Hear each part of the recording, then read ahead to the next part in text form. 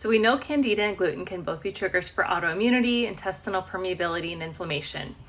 Here's a quick overview of the immune system. Think of it kind of like a teeter-totter. So the T cells are part of the adaptive immune system, and they are critical in fighting Candida. And Candida is fed by mold exposure and high blood sugar, so they kind of play in this vicious cycle. But it's part of the immune surveillance of pathogens, as well as immune tolerance, which is basically how well you tolerate your environment. So Th1, Th2, T17 are the Tregs. Th1 is more directed against pathogens like viruses. Th2 goes after parasites, but could also look like asthma, allergy symptoms, histamine reactions.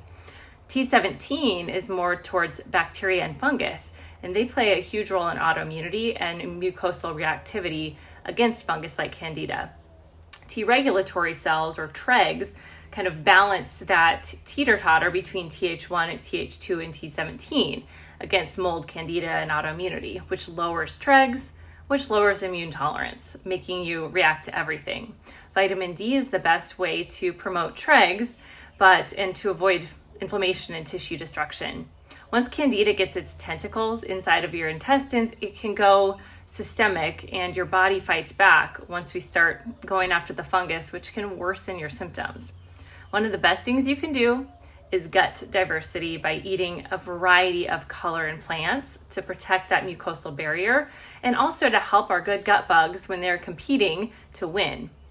Lactobacillus and bifidobacteria are protective, as well as Saccharomyces boulardii, which is a yeast that actually inhibits opportunistic yeasts like Candida. We can knock back those overgrowths with botanical combinations, but we also have to address the environment at the same time, just to make sure that it's not being fed by mold exposure or a high sugar diet. The gut Zoomer stool test looks at the microbiome, while urinary organic acids test is the best way to see if yeast, fungus, and Candida are playing a role in your gut, skin, and brain issues.